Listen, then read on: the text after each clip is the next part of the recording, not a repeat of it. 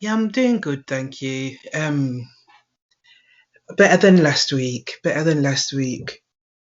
How is your health? It's very small there, but the cough is going. Wow, it sounds positive. Yeah, it's really good. How's your week been? It was productive. My week was constructive. It's Good, very good. good, Yeah. good. All right. Are we ready to make a start? Yeah, I missed last week. I felt like missing the world because I missed exchanging knowledge with you. I'm And how did you eagerly waiting today. get a chance to log in last week to your console? Yeah, All right, cool. Okay. So hi, Sai, Smart Cherries Tech, collaborating with Cody Carbon, with Natalie, going through utilizing AWS Quick Labs to deliver a short tutorial on AWS Lambda. I'm going to share my screen and we're going to be co-learning together, go through the can you see my screen? Have you had a chance to do any of these? no, actually, I decided to do it after this session. Okay, and it's good that we can kind of do them together as well. So it's co-learning, isn't it? Yeah, I have checked it. Uh, if that is possible, I will try. If that is not possible, you go ahead. Okay. Okay, no problem. Yeah, I will try to share my screen also. Okay, dope. Yeah. Sorry. I'm gonna shut my camera only in case I do you on again. Nobody needs to see that. Okay, so the lab is now configured. I'm gonna hit open the console just to have it ready there. All right. So as you can wait, so let's go through what the scenario is. So we're going to go through Lambda by creating a serverless image thumbnail app. This is going to be the application flow. The user puts something in the bucket. I can't see your screen. Oh, what about now? No, it's still loading. Okay.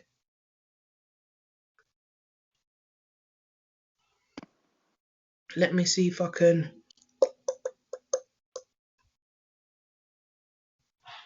What on earth happened now? Can you see it now? Now I can see it. Yeah. Okay, I wonder what happened there then. So, okay, so here we can see that what we're going to be doing is the user, which will be ourselves, will put something into a source S3 bucket. Um, S3 service will connect with Lambda to execute a role that has an access policy and a Lambda function attached, which will then also tell S3 that whatever process happens to deliver it to So, another. can you Hello? can you share it again? What is happening? Right, it's sharing the screen now, yeah? Yeah, now you I, can I see. wonder Yeah, why it now. stopped. I wonder what's making it stop sharing. Yeah, now I can see it. You can go ahead. I think okay, where did it stop at? Yeah, now I can see. I can see Do you remember what I was saying, like what step I was on when it stopped sharing? from in the beginning. I tell you what, let's just go through it because, okay. So Yeah. task one, we're going to create the S3 buckets.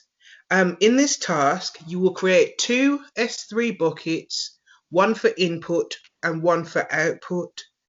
So in the AWS Management Console, yeah, we're going to go to S3. You might have to mute your microphone, so I can hear audio loop. Okay.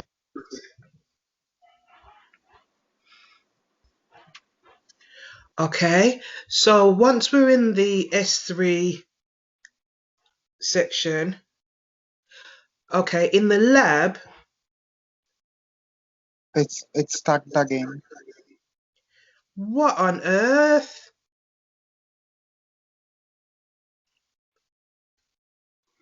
I promise I'm not impatient or getting irritated with it at all. Yeah, now it's okay. Now it's okay. Go on. Right, so at this point, you should be in S3, in your Okay. Amazon S3 dashboard, and the instruction is to create a bucket and then configure it. So we're going to go to create bucket, and then in the bucket name, when you are creating an S3 bucket, the name has to be individual. So the first part of the name should be image, IMAGE with a dash, and then make it individual. Put in a number that's relevant to you. Does that make sense? Yeah. Okay. For me, I'm going to put today's date because that just makes sense. It means that when you've got lots of them, you can always know where to come back to as well. That's a reason for doing that. Remember, one is for input and one is for output. Um, ah, so you've got that one. It says, yeah, you create, create a bucket, then configure, give it a name, and then create the bucket. So scroll to the bottom, create bucket.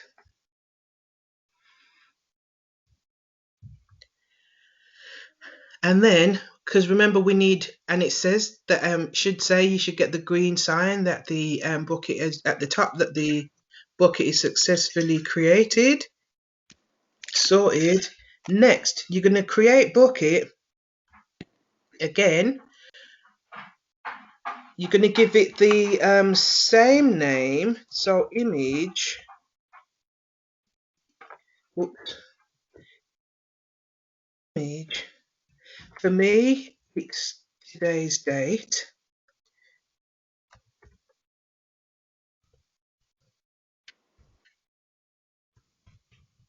But there's one thing extra you have to add at the end. Put resized.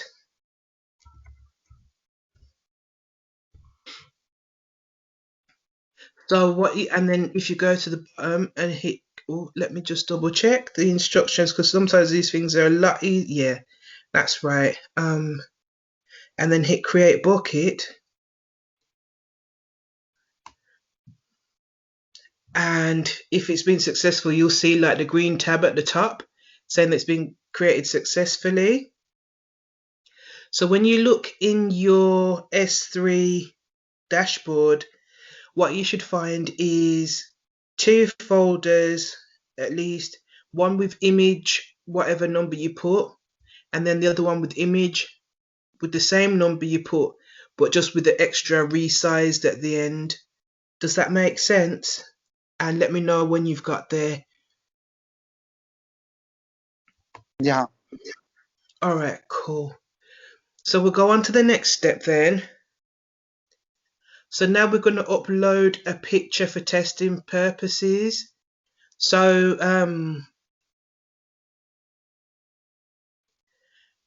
in the lab, there's a link that you can click and download the and download the picture, or you can just find find an image on Google or if you're a graphic designer, you might have an image stored on your computer. But let's go to gain an image first because we're going to need this shortly.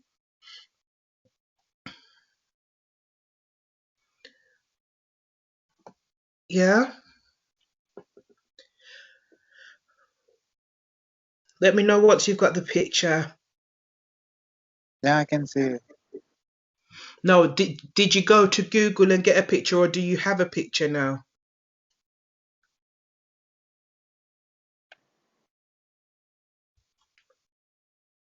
You want me Hello? to go to Google? Yes. Either if you have a image on your computer already, that's fine. If you don't have an image on your computer already stored, go to Google Images, find a picture and download it to your computer, please. And Okay. let me know when you've done that, yeah? And then we'll do the next step, okay? Any image.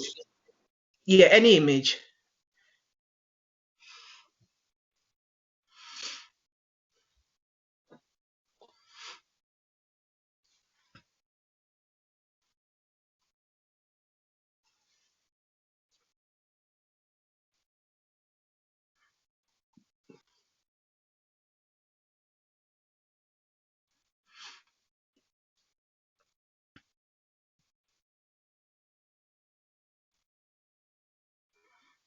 Yeah, I have downloaded it.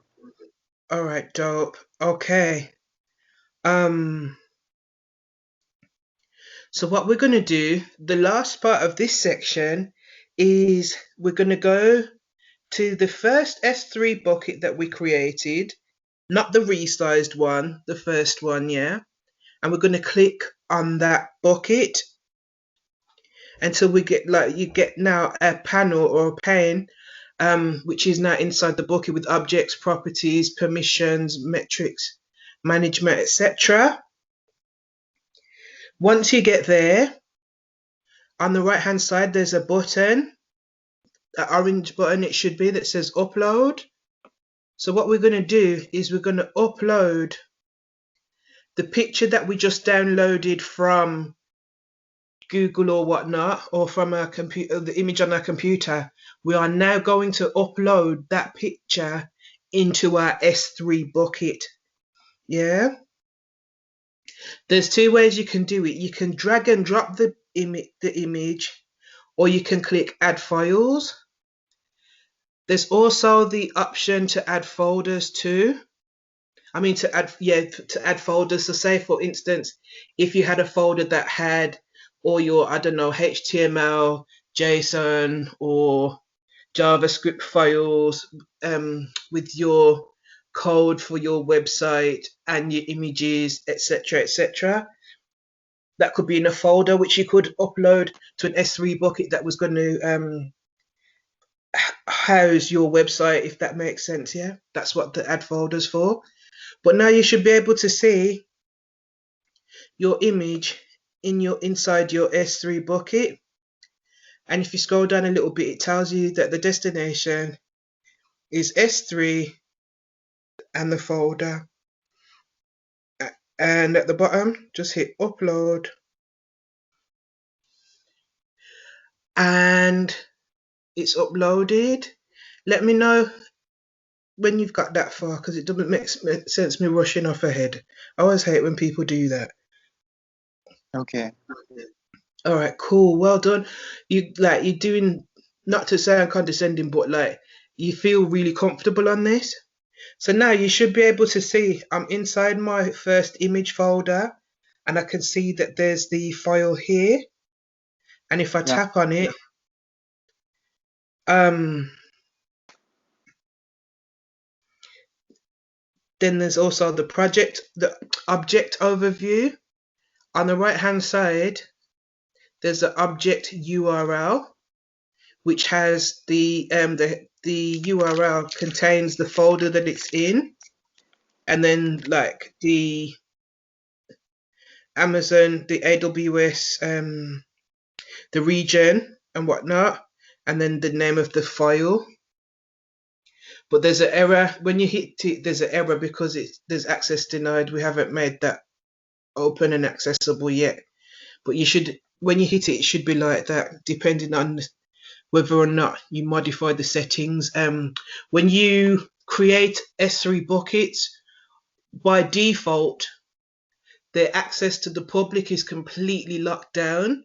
And because AWS works on the premise of as much security and least access possible, if, for instance, you want an image that or a file or whatever it is to be accessed from the outside world or outside of your cloud or your account, you have to actually manually adjust the permissions of that S3 bucket to allow. So for instance, if you had an S3 bucket that had the files of an application you was developing, obviously you'd want that locked user case, yeah. Whereas if you had, say, an app that you wanted users to log into to view your blog, you'd want that where the permissions are like read permissions perhaps, and maybe limited write permissions to drop comments, etc. Does that make sense? Yeah, yeah. All right. All right, cool. So the next thing we're going to do now, we're going to actually get into Lambda functions, which is I'm still getting my head around these. Oh, did I close the lab? I did, didn't I? What a brat. Okay. Oopsie. Wait a minute. What is going on?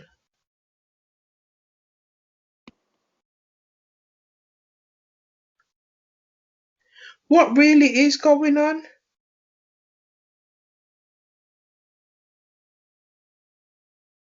How strange. It's Mercury retrograde. Okay. We're in the pre-shadow. Ay, ay, ay. Or it's just being silly. So what we're going to do is we're going to go to our management console in AWS. And if we type in Lambda in the search, well, if you type in LAM, it comes up.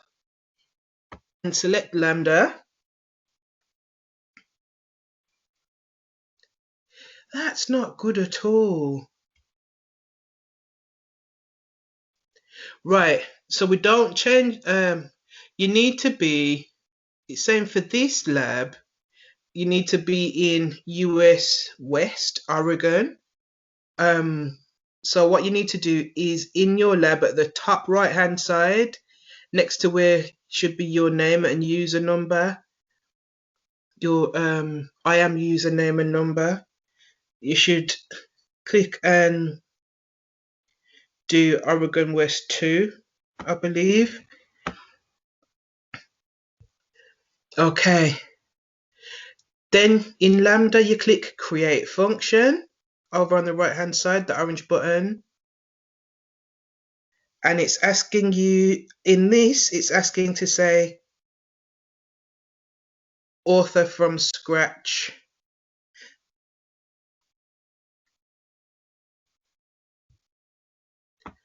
Author from scratch, which we have, which is selected. There's different options in terms of creating a function. For this particular example, we're using author from scratch. Then we've got to give it a name. On this, it's saying the function name is to create a thumbnail.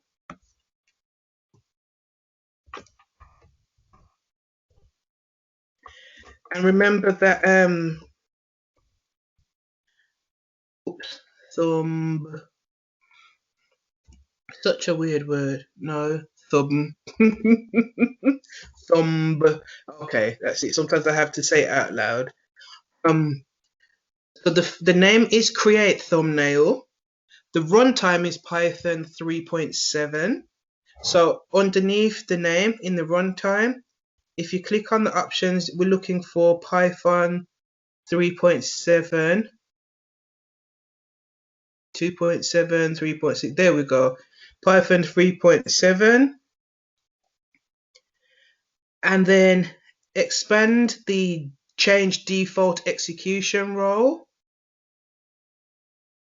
which is underneath here, underneath permissions.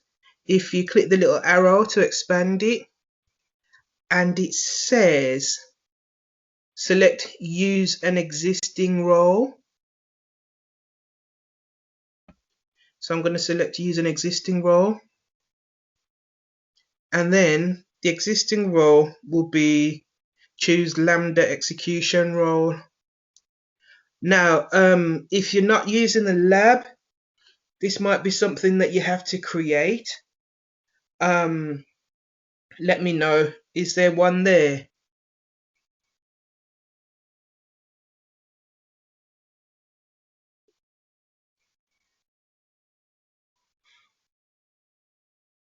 Hello?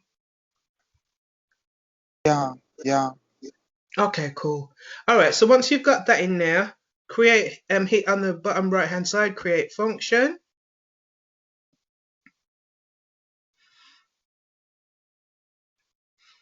All right.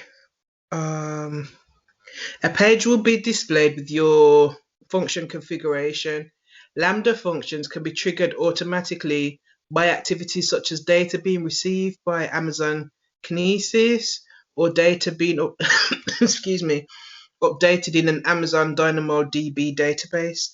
For this lab, you'll trigger the Lambda function whenever a new object is created in your S3 bucket. So what we're going to do next is click Add Trigger, then Configure. So you should be on your Lambda page now, where the title should be Create Thumbnail, and the Add Trigger, which is just kind of a little bit about an inch or so, about maybe 5 centimeters below the Create Thumbnail title on the left. There's a button called Add Trigger. You're going to click that, and then the trigger select a trigger, which is S3. So where it says trigger configuration, we're going to scroll until we find S3. Good. And then the bucket, we're going to select the images bucket, the first one. So let's do that. So the first bucket we created, the images, the one, well, for me it was the images with today's date. Whatever number you gave it, select that one. And then the event type is all object create events, which is already selected. But as you can see, there's a host of different options. But we want all object create events. Yeah. For recursive invocation, you have to select the I acknowledge that. So scroll down. It's this box here with the little blue eye.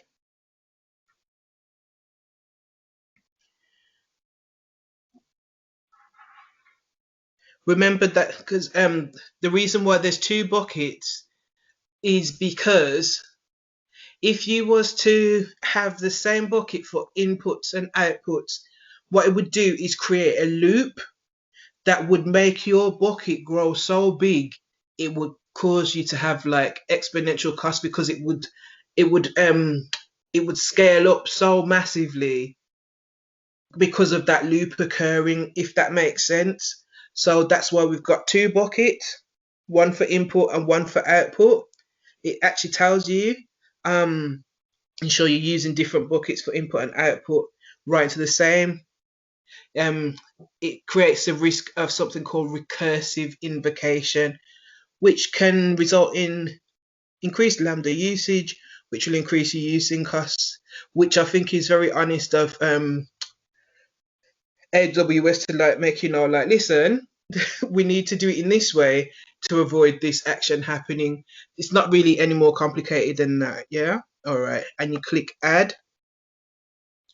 So we've just added our first trigger, which is our first S3 bucket, which is awesome. Now we need to go to expand function overview and click create thumbnail. Right, let's see.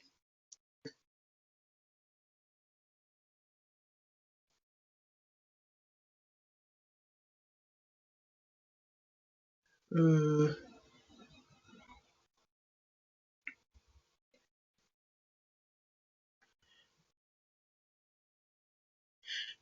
well, I'm a little bit lost. Hold on a second. It says create thumbnail. Ah, right. So you're going to scroll down a little until you get to, I thought so. There's going to be this area here called code, which should be underneath add trigger now. There should be code, test, monitor, configuration, aliases, and versions. If you're there, you're in the right place. While I check on that, get to that part.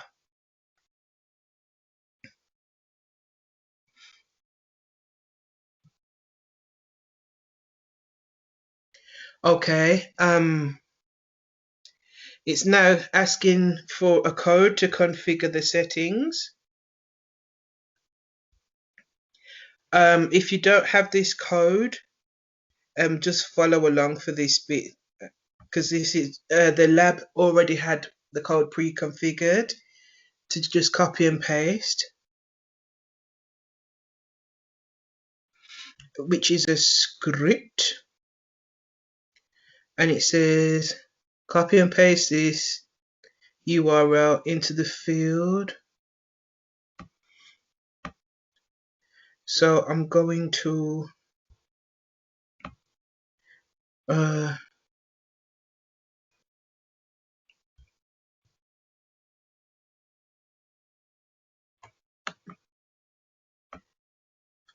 I'm not exactly sure what I'm doing here in this bit, so bear with me. Let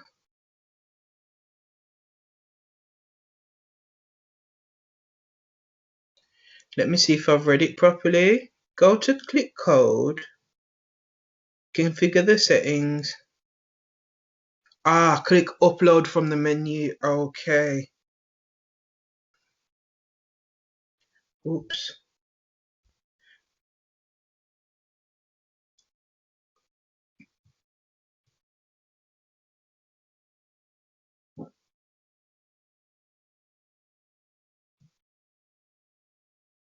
Oh, here on the right hand side. Oh, this is where I was getting a bit lost with Lambda. I'm a bit slow. So upload from the menu and select Amazon S3 location, which is here, and then you paste the link that we copied.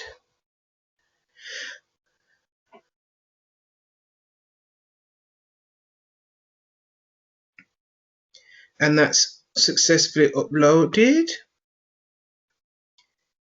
So now there should be just saying what's in there. So there's a script to be run. So it's saying by examining this code, it's saying that it's going to receive an event which contains the name of the bucket, which is the key. So that's that URL that we put in there. And then it's going to download the image to local storage. Then it's going to resize the image. And then it's going to upload it to the resized version of that bucket. In the runtime settings section, click edit. So let's find runtime settings. There we go. Runtime settings. I'm going to click edit.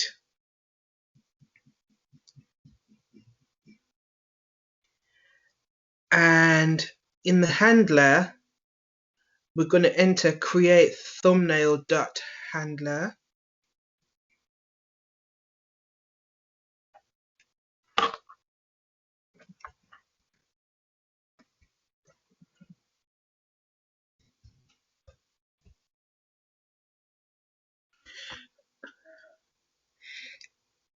Small h, and hit save. Make sure, and you have to make sure you set the handler field to that value, otherwise the Lambda function will not be found apparently. And then you click configuration.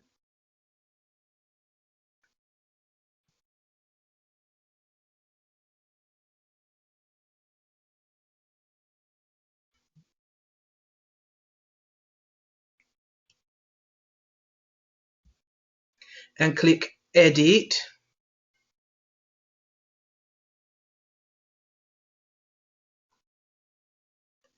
Right, where am I looking for edit now?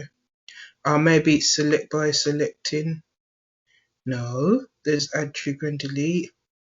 Details, no. Let me read it again.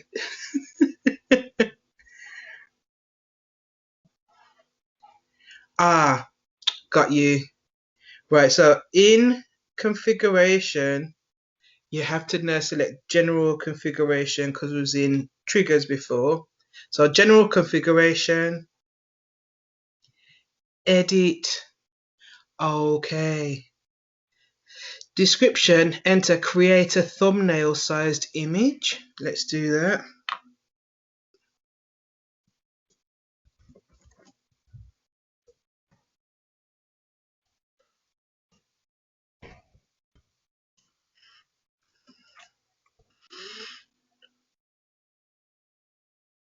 And leave all the other settings as default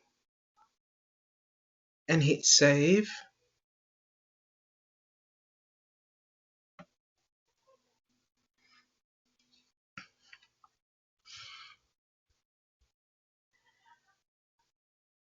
Now we're going to test our function.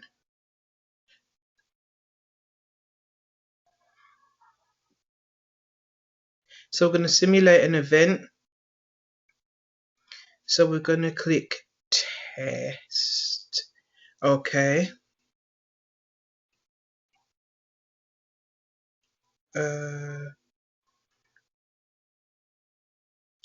Test event.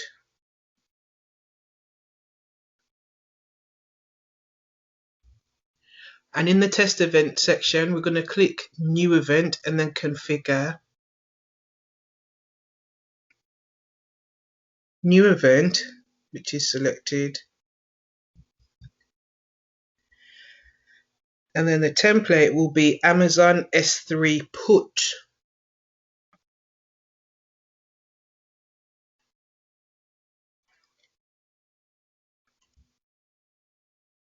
So I typed in the search, I typed in S3 and it's here. Amazon S3 put. And then it's got the JSON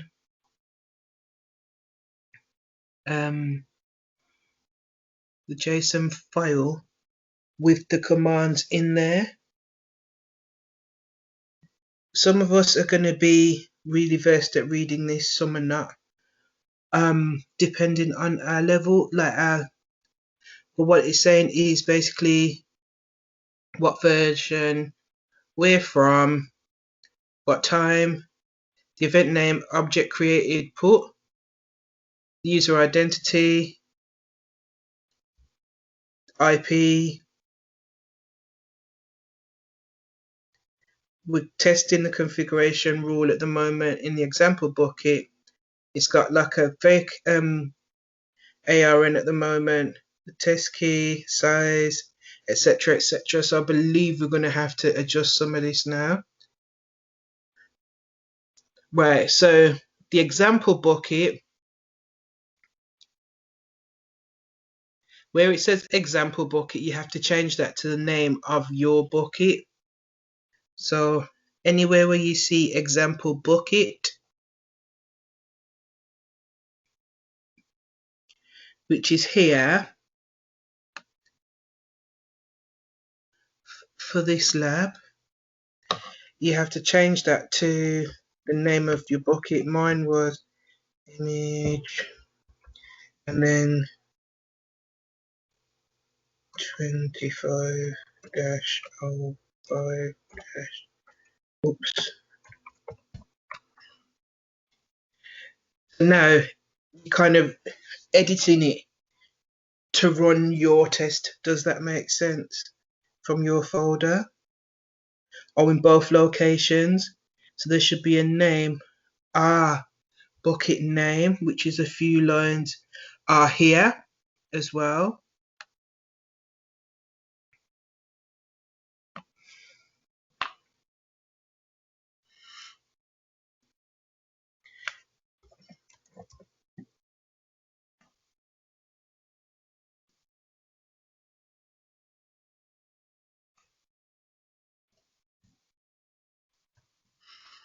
Okay,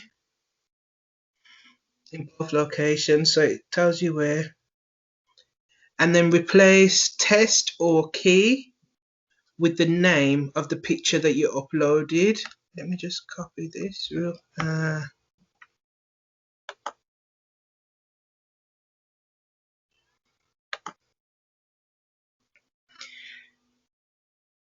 And the object key is where you'd put the name of the image that you copied and its file type. I've done a copy and paste because I've had it already configured in the lab.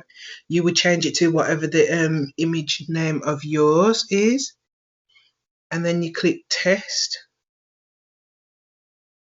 which is here. So test, and it's saying that we've got a successful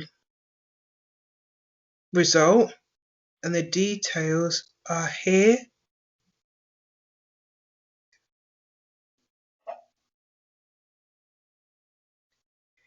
So it has been done.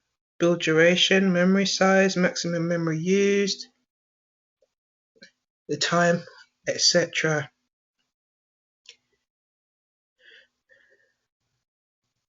If it succeeded, it should show as null. If it didn't succeed, it will explain the cause of a failure.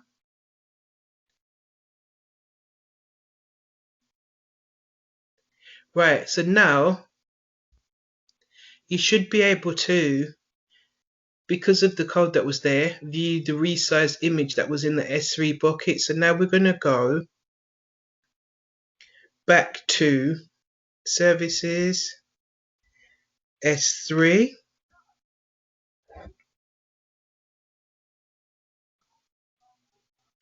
Right, so we told it to, let's have a look and see if it's in there. Look at that. So even though we physically didn't upload the object to the resized bucket, because that's the output bucket for the first bucket, which was our input bucket, whatever conditions and script we gave to the Lambda function, what it did was took the image, whatever size the image was that we uploaded to our first bucket. When we uploaded that image, we told Lambda, when you get an image uploaded to that, you're going to take that image, you're going to resize it and put it into your resized bucket. So the same image, just a different size that can be used for a thumbnail. And if we click on it, we can probably contrast and compare. No, we can't because the buckets are closed.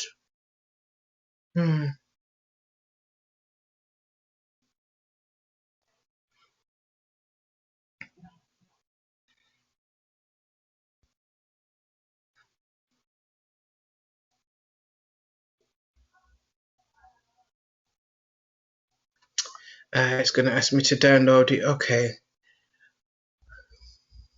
we can compare and contrast. So that's the resized version. Let me open the original version to show you the difference. Wait there 1 second.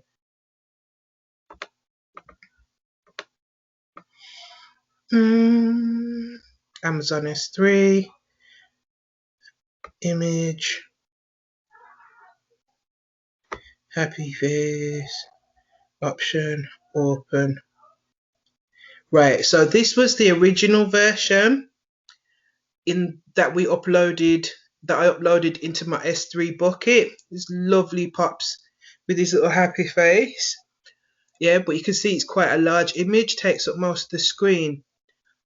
We created 2 buckets. We uploaded Pops's image into one bucket. We applied a Lambda function from that bucket to another bucket. The Lambda function says resize Pops's face and drop it in the second bucket, and that's the size that we get. And you can see that there's a vast difference. And this is just like one example of how a Lambda function can be used. So for instance, say if you had a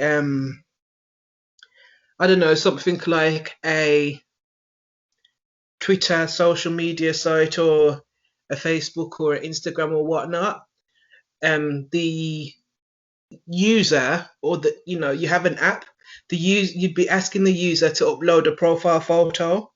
They may have a huge photo, but to make it uniform across the app, you could have wherever the bucket that is created for your users to upload their photo into as part of their profile, you can say, right, hey Lambda, let's take any photo that a user uploads and reformat it to this size, and then we can store the original photo for a certain amount of time, GDPR and what have you, and then we can just use the thumbnail, which is a smaller version, is going to have less memory, whatnot.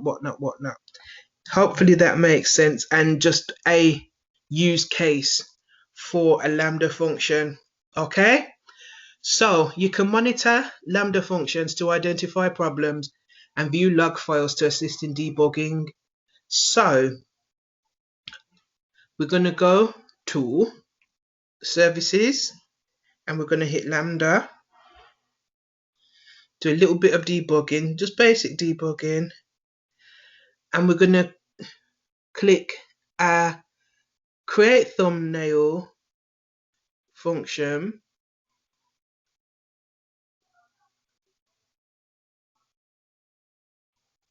Going to select it, sorry.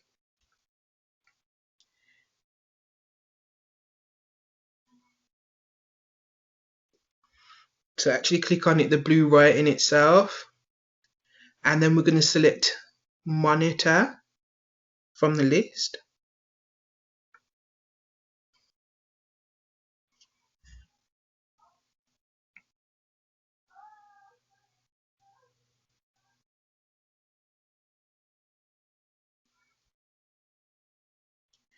And then here is like all of your basically your metrics that will be associated with it. So how many times it was invocated. So it says that I invoked this picture twice, how long it took, any error count or success rate. There's one count, 100% success rate or what have you. The first one, 0.5. I don't know what that's about. Okay, and it's so if you saw, obviously we've only just did this, so it hasn't generated everything, but you can see it gives the time, what have you. So this, I don't fully know my way around, but it gives you that information. You can have it 1 day, 3 day, 12 hours, 1 week, just depends. But there's a lot of monetization, if that's the right word. Anyway, So invocation, the number of times that the function was invoked, duration, the average minimum and maximum execution times, error count and success rate. Throttles is when too many functions are invoked simultaneously and they will be throttled, so like a bit stuck, I guess like a car stalling. The default is 1,000 concurrent executions. Asynchronous delivery function failures, the number of errors that occurred when Lambda attempted to write to a destination or a dead letter queue. Dead letter queue is something that is connected with SQS. We'll talk about that another time. Iterator image measures the age of the last record processed from streaming triggers, such as Kinesis or Dynamo DB streams. And then concurrent executions is the number of functions, instances are processing events. That was helpful for me to read, like, because I'm going, oh, like a lot of this stuff, like I'm not exactly sure what it means. I know it means something. Yeah, I'm learning the same way you are, but I like Lambda functions. I think I get the overall gist of it. I'm not very fluid at using them yet. So we're going to do view logs in CloudWatch, which is this section here.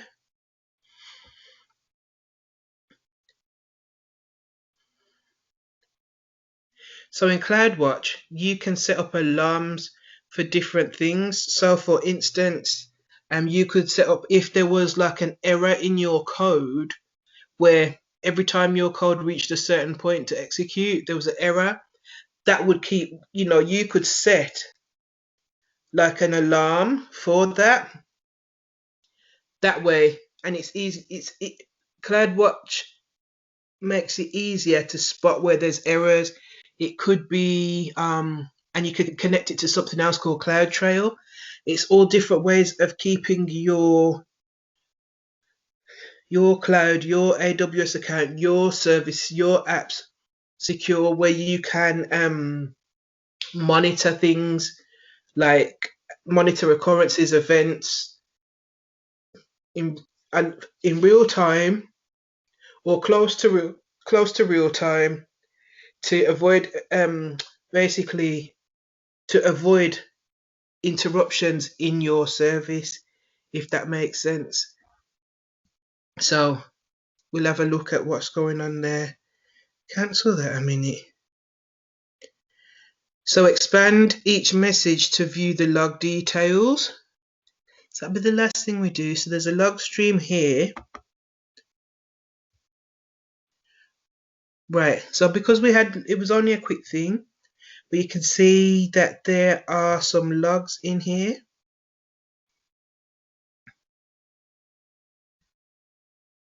So we can see there's a request ID, version latest,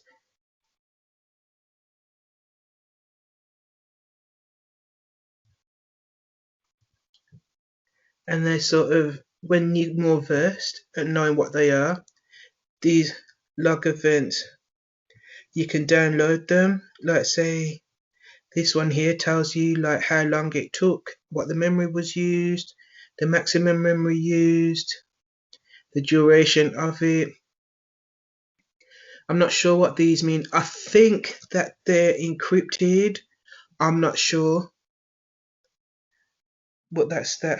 But being able to view, basically there has been a logging of what's happened, whether it's gone well and functioned as it should, or there's an error somewhere. You have that option of going in and checking where it is. So it's just helpful for making sure that everything runs smoothly and to identify better where it's not. So that was our Lambda functions. So conclusion, we did it. Gonna choose end lab. That's what it was asking for. Oh, it's already ended. Okay. Okay, so it's saying that we'd finished. All right, so that was Lambda functions for us for quick labs. How did you find it? Was you able to follow along, or was you able, or did it, with the script thing, was that an issue? Sorry.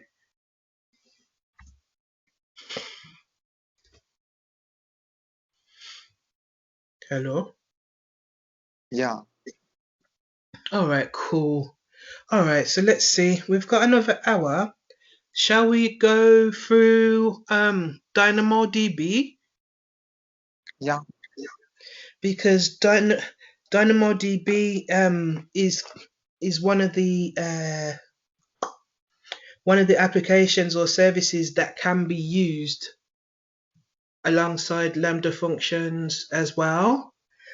So, excuse yeah. me, I think that they can be paired together quite nicely in terms of the lab. How did you find the lambdas? Like, It's very in, easy. It's very easy. all right, cool, cool, cool, cool, cool. All right, sweet. All right, then let's do. See, I have. Ah, there we go. This one's my baby. I love Dynamo DB. I'm not gonna lie. It's one of the ones that I feel more comfortable with. Introduction to Introduction to Amazon Dynamo DB. 1 second, 1 second.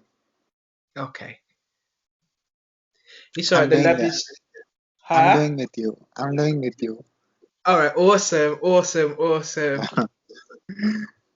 Amazon Dynamo DB.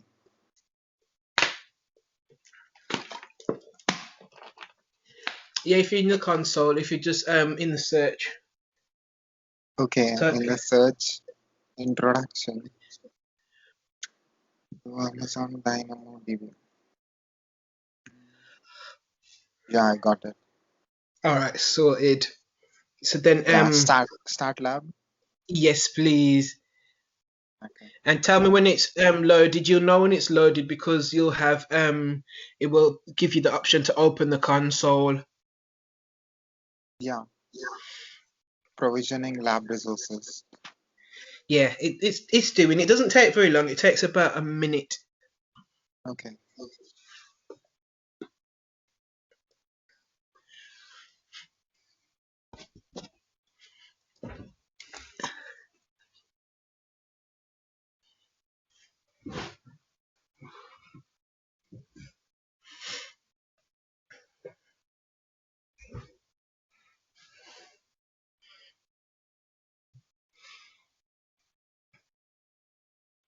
I love the labs. I do because it's like it helps me to become more fluent and fluid when it comes to using the services and what have you.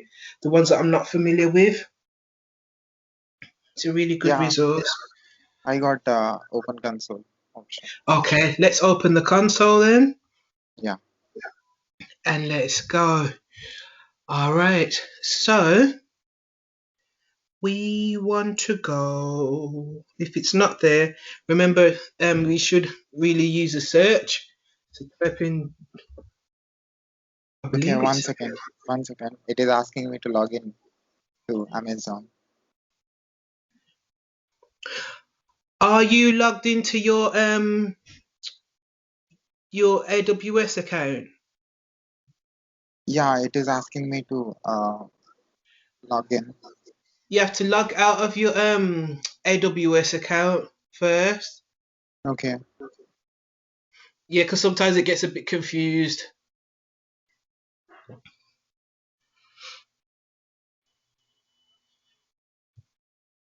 Okay. Open console. Once I clicked Hmm. on it, it's loading. Yeah, and it's yeah, I'm on AWS management console. Awesome. Yeah, sometimes it gets a little bit confused if we're logged into our personal AWS accounts and we do the labs. It's like it goes, oh wait, which huh? It's just a little. It gets confused. That's it. So once you log out, then it knows. Okay, we're using the lab like configured console. Yeah. Yeah, I understood. Yeah. All right. Cool. So we're gonna go to the search I'm going to type Dynamo DB. And once we get there, we should see a screen that looks something like this. Let me know when you're there. Yeah, I clicked on it. Yeah, I can see the same screen. Amazon All Dynamo right. DB. Yeah. In the middle of it, there should be a blue button, Create Table. Create table. Okay. And then the table name will be music. It appears to be case sensitive because they are capitalizing the titles. So table name is music. Primary key type artist. Ooh. Okay. Why?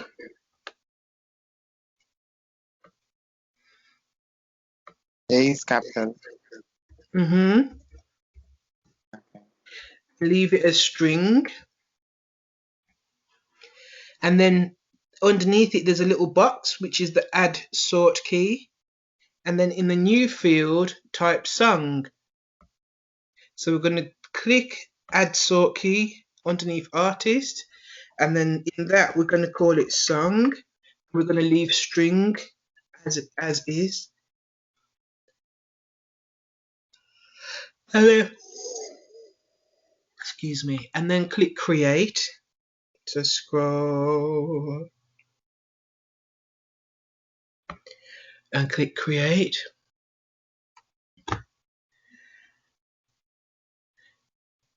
A table being created. So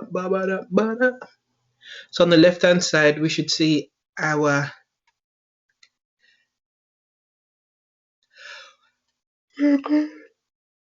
oh my goodness. So we're going to add data to our table. Okay. And we're going to do it like this. So I believe, so we've selected, well, we're already on our music table. Yeah. We're going to go to items.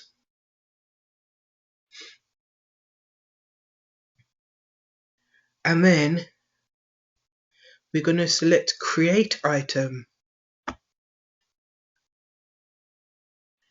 So where it says artist and then value, in the value box, for artist, we're going to type string. For the artist string, type Pink Floyd.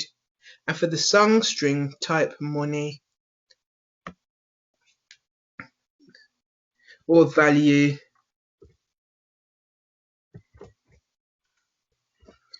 So in the artist value, we're going to type Pink Floyd.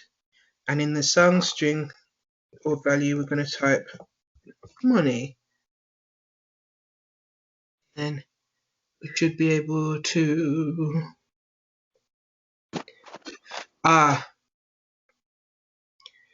we're going to do something called append, and the way we do that is to click the plus sign, append, and we're going to add a string.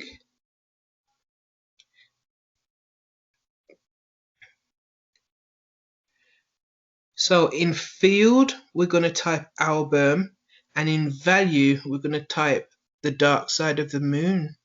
So field that we've just created, album,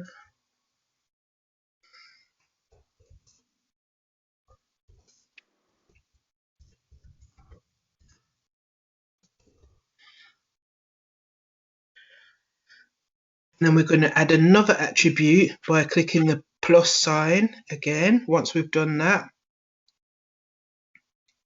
And then we're going to put append. This time we're going to add a number, and if I remember right, so now in the field we're going to type year, and in the value we're going to type 1973.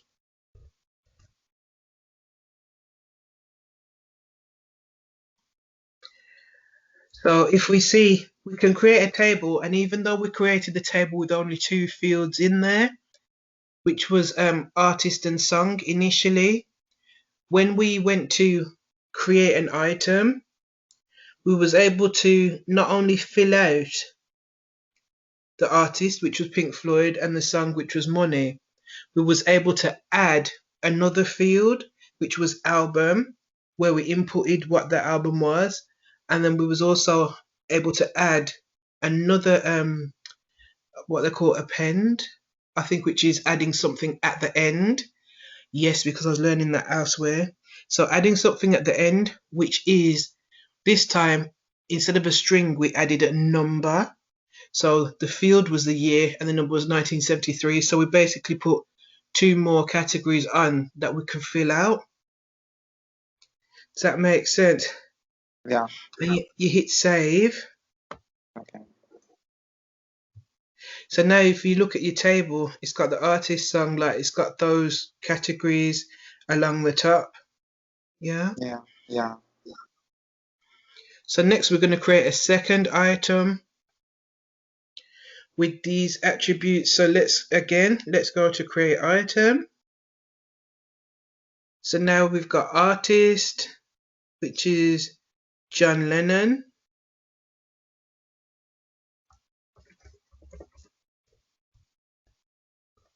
This person really must be into like old school rock and that, innit? The song is a string and the song is Imagine. So basically where you see string, it means that something's going to be written like as a string.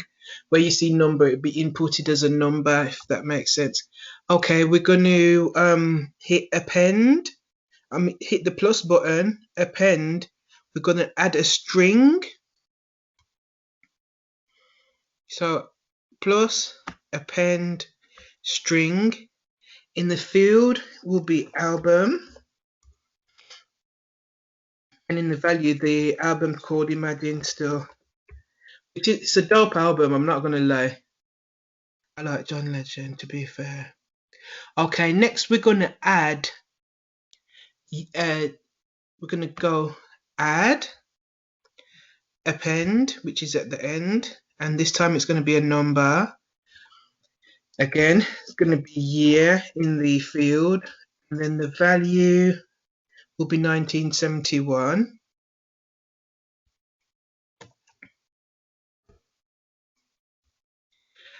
And then, even though for the last one we had these four things, we're going to add another append, which is a string. And this time, we're going to write genre. And this time, as a string, and the field will be soft rock.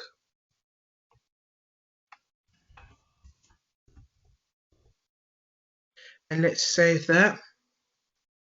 So now we can see that even though on the one we just did with John Lennon, there's a genre field being added. Pink Floyd at the moment has nothing in it. We can edit it, like by hovering the mouse. It appears that we can edit and add it in. Yeah, we can if we want to. So the thing that I like about Dynamo DB is that each entry that you put is not completely dependent on the other entries you put. But if you want to make it uniform, you can. But there allows room for individuality as well. I kind of like that. It works with my chaotic brain a little bit. Anyway, last one, we're going to do a third item using these attributes. So create item, artist is, I believe, PSY. Song is Gangnam Style, which is a big tune. Yeah. I actually love that song. I wish I could put it on so much now, but I know copyrights and all that malarkey. Album. So we're gonna do add, append, string, which is gonna be album. And the album name is what again now? Psy. So that's Psy, but spelled in a different way from yours, Psy. So Psy 6, and then it's 6. You know what I'm gonna do? I'm going to copy it because I don't feel like typing it, to be honest, and pasting it. Alright, so the next we're going to do now is add an append, and this time it's going to be number, year in the field, 2011. Wait, so Gangnam Style is 10 years old already? Oh my gosh. No way. Wow. Where's the time gone, sorry? Yeah. And then the next one we're going to do plus and append, and it's a number again. This time append number, and this time in the field is going to be length in seconds. I don't know if I've inputted that properly. I remember the number is 219. Hold on, let me check. Length seconds with no space. So sometimes it's good. Double check. Length seconds. So now we can see that our table is starting to look quite, like it looks as if, okay. So imagine if you were somebody that was a collector of music, for instance, a DJ. This would be something really useful to you in terms of knowing your genres, knowing, say, like, okay, if you was to want to create a playlist for a wedding for people in their 60s, maybe you may not want Gangnam Style in there, but you may want something else. So it'd be good to, like, you may want Pink Floyd or Elvis Presley or country music or whatnot. Do you see what I mean? So it's good to be able to, again, as a use case, music makes me very happy anyway. So and what it says in the thing is that this demonstrates the flexibility of a NoSQL database. There's also faster ways to load data in. There's something called data pipeline, which is programmatically loading data or using one of the free tools available on the internet, but we're not going to do that right now. But I'd like to look into that. Maybe at some point we can have a look at that together. So now we're going to do, on the next thing, we're going to modify an existing item. So we now notice that there's an error in our data. In this task, we're going to modify an existing item. So we're going to click save, and then we're going to edit the year 2011 to 2012, which means that Gangnam Style is only 9 years old. But I can remember when that song came out. I've got a nephew due to turn 11 this year, and I remember he used to love that song when he was little. Gosh, I love that song so much. It reminds me of my nephew as well. Now you can see that the year's been changed, updated. Now we're going to do something called querying the table. So imagine we've got a whole like catalog of music in the database. We want to find something. So there's two ways to query a table, the Dynamo DB table. There's query, and there's scan. A query finds items based on primary key and optionally sort key. It's fully indexed, so it runs very fast. So what we're going to do is click the drop down list showing scan located below the create item button, and change it to query. Let's do that. So underneath create item, the scan here. Oops. And just underneath here, we have this button here, and we're going to do query. So it brings up, like it said, you can search by the primary one and the secondary values, the primary key and the secondary. So what we're going to do is in the partition key, we're going to add Psy, and in the sort key, we're going to add Gangnam Style, like so. So you can see I've done this before, innit? So by artist, basically, we're going to add, so in song, we're going to add Whoop Whoop Gangnam Style. I'm going to have to play that song today. So, and then what you do is you put start search. So you're imagining this is your Dynamo database of music has got like hundreds of songs in, not just 3 entries that we've done, but you see it's just brought everything that it's got from just doing that query on song, the album, the year, and the length of that song that we've got in there. Yeah. So that's how you do a query. And that's the most efficient way to retrieve data. You could also scan for an item. So now, let's try a different way, which is scan. So where we changed it to query now, change that back to scan. And what we're going to do is, on the filter,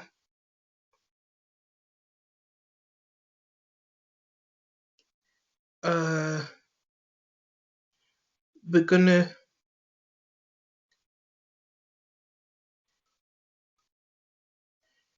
so we're going to type in enter attribute, put year. We're going to change it from a string to a number, and we're going to put the year 1971 in there and hit search. And there's only one in our list, there's only one song or one album that's in 1971. And so by doing that scan, brings up John Legend, Imagine, year 1971. Okay. So we'll do our cleanup now. Basically, that way, if you're doing it in your AWS console, that you're not going to be billed ridiculously if you want to follow along, folks. If you're in the lab, it should be fine. I believe that, yeah, the Dynamo DB lab is the introduction one, at least anyway, is a free one. But for people that are following along in the AWS free tier or the paid for tier console, it's good to do cleanups when we do these things. So the way we do that is click on delete table. It's going to delete all the information in the table. We've already got our table selected over on the left hand side, and we're going to hit delete table. Are you sure you want to delete this table music? Delete all CloudWatch alarms for it too, because we did that. There is also the option to create a backup before deleting it. So say for instance, you were, I don't know, migrating your database completely into the cloud, as opposed to, oh, I don't know what the correct thing would be. Maybe somebody's changing a role, or you're updating your catalog. There we go. Maybe you're changing from vinyl to CD or vice versa, and you want to just have a backup of what was in there. You could create a backup. For this, we're not going to, because we're deleting everything. And the good thing about the way that AWS functions is it tries to minimize accidental stuff as much as possible. So it asks you first, like, are you sure you want to delete it? if you want to delete it, you have to type delete first. So that means it's got to be very on purpose. Like you can't accidentally type delete. Do you get what I mean? Which is good. Just an extra safety. You have to type delete. Hit delete. Your table is being deleted. Bum, bum, bum. Gangnam Style. Tables deleted. Oh,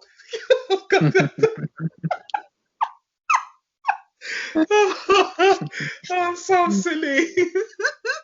Okay, so you should end up with a page where it's nice and empty and ready for the next thingamabob. If you're on a lab, you can go ahead and sign out once it's deleted. If you're in your AWS console and whatnot, you can also do the same. And for us in the lab, we can hit end lab, choose OK. I've already done this part. How satisfied were you with? You hover your mouse over the stars till you get the amount of stars you want. And if you want to put a comment, you can do. I've already done this because I actually really like Dynamo DB. Like I'm actually like I'm a fan of it. Like I have to just put it like that. Oh, to be totally honest with you. But yeah, like I just find it quite satisfying being able to populate it and see just coming into order. And yeah, that's it really. So that was so we did so that was so we did Lambda, and so you can see how it's possible that Lambda functions could be used, or I believe it said kinesis or something. I like the fact that with the labs as well, they tell you how the products and services and the apps connect, or how they can connect. So I guess you could use a Lambda function to say, all right, boom, when you upload a song into your I'm trying to think of an example. Yeah, when you upload a song into your Dynamo DB, you could create a Lambda function to query that you have the it's not MP4's video, isn't it? You could query that you've got the MP3 file stored in your S3 bucket. No, no, no. Get it right. You could upload, for instance, your MP3 of Gangnam Style into your S3 bucket because you're a DJ ready to play. You're creating your playlist for a bank holiday or a celebration day or whatnot. Yeah, and once you upload your song into your S3 bucket, there could be a Lambda function that says, right, create a an entry for this MP3 in your Dynamo DB.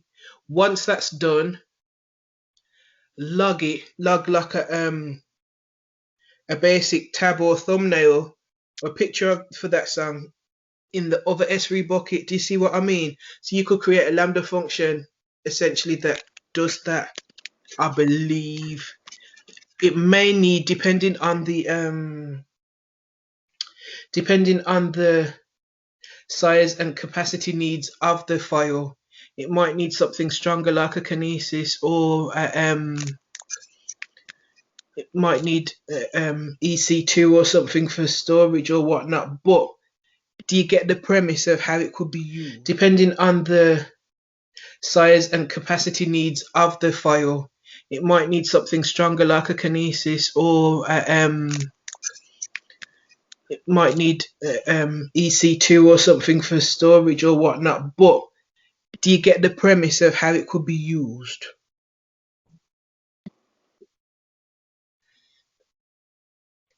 Hello? Yeah, All right, cool. I can see So you. I know, because I've just been I've just been messing with my face. And there you go. Can you see me now?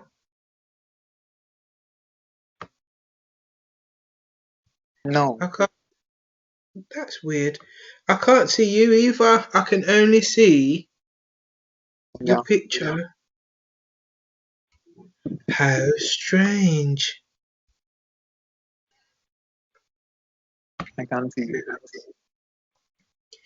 That's really strange. I don't know what to do. Switch off So, video and on it. huh? Switch Say it off the again. video. Switch off the video and switch on the video. Oh, because I was sharing the screen. Oh, Yeah, now I can see. okay. So, okay, so that's the end of today's session. And, oh, I just got a notification about you. Sorry, I got distracted. Um, okay, so if we close this session and then I can send you the link for the other thing that we spoke about. Yeah, definitely. I'll end this video with my words. Yes, please. Yeah. So can I put this video and audio clip on my YouTube channel, social media, internet, podcast, website, everywhere with your internet, everywhere with your permission? Yes, sure. Okay.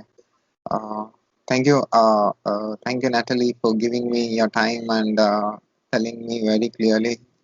It's very short and very clear, and the way you explain makes me enjoy the subject, not just do it as a professional person. Thanks, Sai. Like it's really good. Like basically, I enjoy learning with you. Like that's the reality is I'm learning. Like I'm a student first before anything, and so yeah. Thank you for coming on this journey with me. Thank you for the opportunity to do so. Really enjoy it. Yeah, and I will see you shortly. Yeah, take care. All right. Thank you.